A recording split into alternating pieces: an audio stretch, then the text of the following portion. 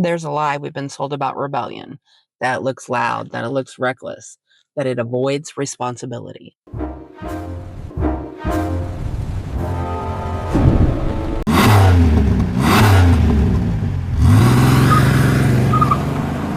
After World War II, American cars changed roles.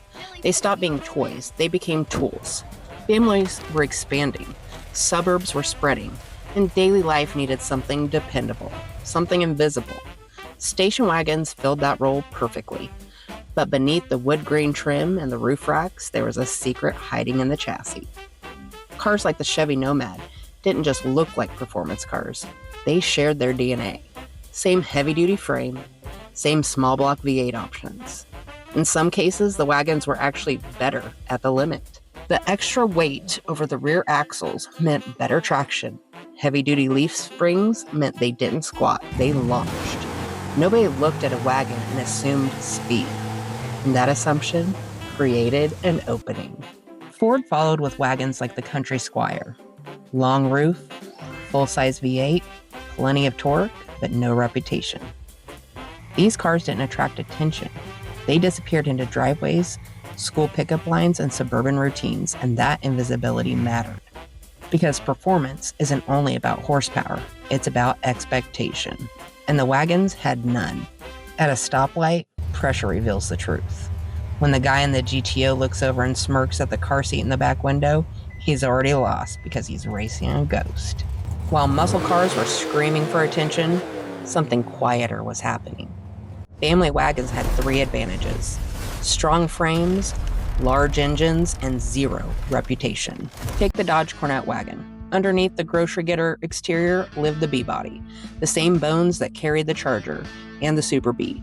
Same 383s, same 440s. Even the Hemi found its way into a few long roofs. AMC leaned even further into the formula. Lighter wagons, torquey engines, and absolutely no ego. Oldsmobile Vista Cruiser. Marketed as responsible, family first, but it shared the same high-output DNA as the 442. Some would line up next to a wagon at a light and assume the outcome. Wrong assumption, wrong stance, wrong car. The quiet cars started embarrassing the loud ones. No decals, no posturing, just pure execution. The American V8 defined the start, but the idea didn't die when the muscle car era faded.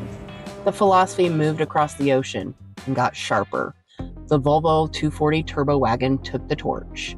It looked like a filing cabinet on wheels. Safe, boxy, responsible. Until the turbo spooled.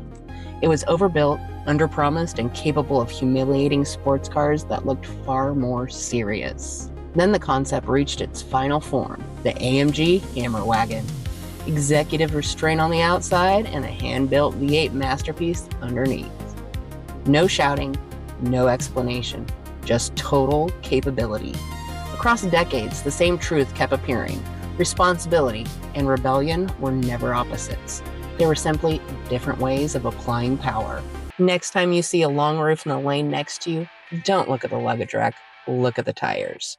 Because the most dangerous machine on the road is never the loudest one. It's the one nobody bothered to measure. That's a wrap. Everybody clean up, wrap up. Wouldn't that be nice?